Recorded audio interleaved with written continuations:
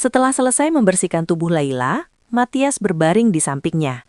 Meski waktu telah berlalu cukup lama hingga tubuhnya mendingin, Matias memperhatikan kulit Laila yang masih memerah dan merasa itu terlihat bagus. Ia sempat berpikir untuk menyelimutinya, namun kemudian berubah pikiran karena menganggap panas dari api perapian sudah cukup untuk menghangatkan wanita itu. Bahkan jika tidak cukup, ia tetap tidak akan memberinya selimut. Matias menarik Laila yang tetap diam ke dalam pelukannya. Bekas tangan dan tanda ciuman yang sempat memudar saat ia pergi kini telah berganti dengan yang baru. Dengan senyum puas, ia dengan lembut membelai bahu, dada, dan perut Laila. Merasa sedikit konyol karena memperlakukannya dengan begitu lembut meski ia tidak merasa malu. Namun saat tangannya meraba ke bawah di antara kedua kaki Laila, wanita itu menggeliat dan matanya langsung terbuka. Matias terkekeh melihat reaksi lucu tersebut. Laila meminta Matias untuk tidak melakukan hal itu, mengucapkan setiap kata dengan hati-hati agar ia mengerti, lalu meraih pergelangan tangan Matias. Meski genggamannya sangat lemah, Matias tidak melepaskan tangannya. Laila mengatakan bahwa Matias seharusnya sudah cukup puas dengannya. Namun meskipun Matias pernah melakukannya lebih lama sebelumnya, ia berpura-pura tidak ingat. Bagi Laila, rasa sakitnya kini tidak seperti dulu, namun hal itu justru membuatnya semakin sulit. Ia lebih memilih rasa sakit yang hebat seolah tubuhnya terbelah dua daripada harus menanggung rasa malu yang mendalam karena merasakan kesenangan saat bersama Matias. Matias berhenti membelai bagian bawah tubuh Laila yang bengkak, lalu sambil melingkarkan satu lengan di pinggang dan lengan lainnya di belakang kepala, ia menatap kekasihnya yang mungil seperti burung itu. Laila membalas tatapannya dengan tajam seolah mereka sedang adu pandang. Matias berbisik sambil mengelus rambut Laila yang acak-acakan, mengajaknya ikut ke ibu kota.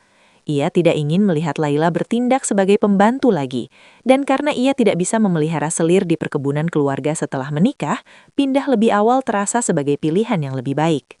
Laila menyipitkan mata dan bertanya mengapa ia harus ikut. Matias balik bertanya, bukankah Laila ingin kuliah dan menawarkan diri untuk membayar biaya kuliahnya? Laila berpikir sejenak sebelum menggelengkan kepala dengan tegas, menyatakan bahwa ia tidak mau menjual tubuhnya demi biaya kuliah. Meski tatapannya tajam, suara Laila terdengar lemah dan gemetar. Matias menatap ekspresi serius itu dan tertawa dingin sambil menahan keinginan untuk mendesah.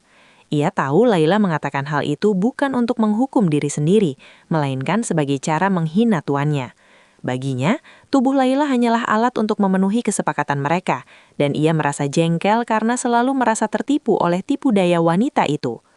Dengan nada suara lembut yang kontras dengan hinaan dalam pertanyaannya, Matias bertanya apakah cara Laila berbaring diam seperti balok kayu sudah sepadan dengan biaya kuliah yang ditawarkannya. Wajah Laila memerah padam saat ia bertanya dengan terengah mengapa Matias menawarkannya jika memang tidak sepadan. Matias menjawab jujur bahwa itu sulit dikatakan, lalu merenung bahwa sebenarnya tidak ada alasan khusus baginya untuk mengirim kekasihnya ke perguruan tinggi karena ia bisa saja membiarkan Laila hidup mewah di Ratse. Ia akhirnya menyeringai dan berkata bahwa ia hanya mencoba bersikap baik. Laila tersentak dan mencoba berdiri, namun Matias menghentikannya dengan menekan bahunya ke tempat tidur. Sikap keras kepala Laila mulai mengganggu syarasnya, namun ia lebih menyukai itu daripada sikap lemah lembut Laila saat dihina Claudine atau saat wanita itu tidur sendirian di kamar yang dingin sebelumnya. Ia merasa tidak keberatan memiliki selir yang berani melawannya, meskipun itu hanyalah satu dari sekian banyak hal yang tidak ia ketahui tentang Laila. Ia teringat kembali pada situasi dengan Claudine. Meskipun rencana Claudine menjadikan Laila pembantu sangat kurang ajar, ia merasa harus mengutamakan tunangannya daripada Laila demi menjaga tatanan. Ia memahami prinsip bahwa Claudine tidak boleh diperlakukan lebih buruk daripada Laila, namun ia merasa enggan mematuhinya. Untuk menahan desahannya, Matias menempelkan mulutnya ke bibir Laila yang terkatup rapat, dan ketika Laila meronta, ia naik ke atas tubuhnya untuk menahannya di tempat tidur. Ciuman impulsif itu membangkitkan kembali nafsunya, dan saat Laila menyadarinya, Matias sudah berada di dalam dirinya lagi untuk mengotorinya kembali setelah baru saja dibersihkan. Berbeda dengan ciuman yang terburu-buru, Matias bergerak dengan lambat dan penuh pertimbangan.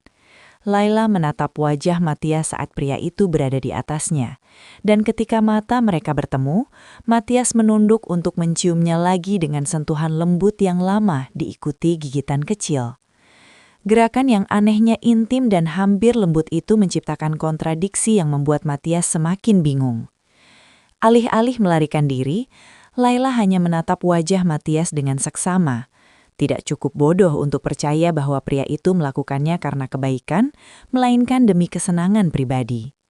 Di antara napas yang terengah, Laila berbisik bahwa Matias sedang berbohong. Matias berhenti bergerak sejenak saat melihat tatapan polos Laila yang justru tampak berani. Sementara lengan dan kaki Laila kini melingkari tubuhnya dengan erat. Dengan ekspresi serius, Laila menegaskan kembali bahwa ia tahu Matias selalu berbohong. Matias hanya terkekeh dan mencium bibir Laila sebelum wanita itu sempat bicara lagi, lalu melanjutkan gerakannya dengan dorongan yang kuat hingga suara tamparan basah menggema di seluruh kamar. Matias merasa ia tidak lagi bisa membedakan mana yang benar dan mana yang salah. Flashback ke beberapa waktu yang lalu. Suatu pagi buta, Laila baru selesai mandi dan berpakaian ketika ia dikejutkan oleh ketukan di pintu pondok yang ternyata adalah Mary, pelayan Claudine.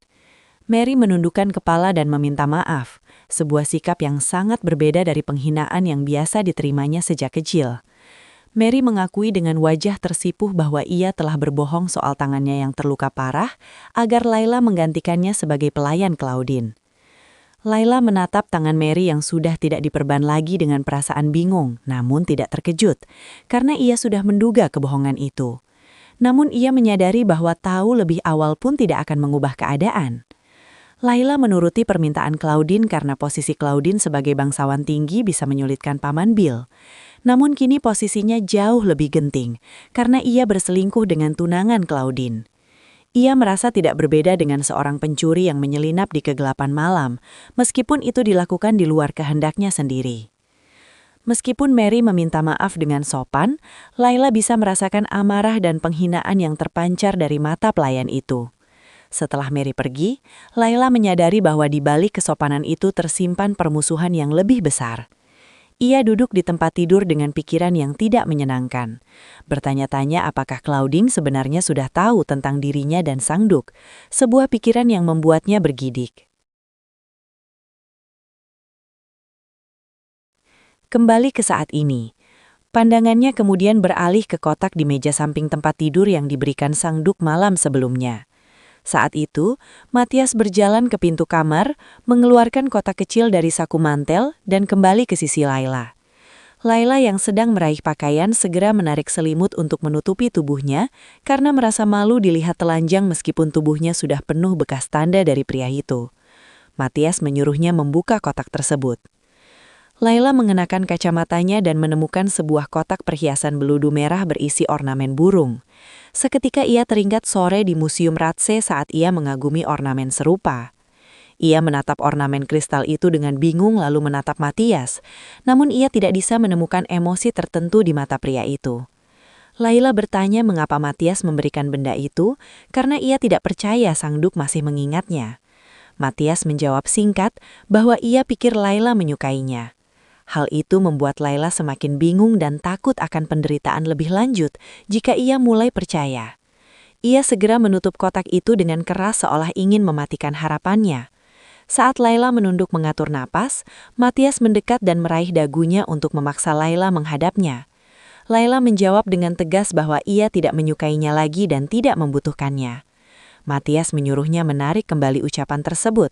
Namun Laila teringat kembali pada hari musim semi saat ia merasa bahagia menyentuh ornamen serupa. Kini ingatan itu terasa tidak berarti lagi. Setelah menatap wajah Laila cukup lama, Matias melepaskan dagunya dan berkata datar agar Laila membuangnya saja, lalu pergi meninggalkan kabin. Laila merasa seharusnya ia memang membuangnya, namun saat menatap kotak itu, ia justru merasakan benci pada diri sendiri karena tidak mampu menghancurkan hiasan tersebut. Ia teringat kata-kata pujian yang dulu pernah ia terima, dan merasa dicekik oleh rasa malu. Akhirnya, Laila menutup kotak itu dan menyembunyikan jauh di bawah tempat tidur, karena tidak ingin melihatnya lagi.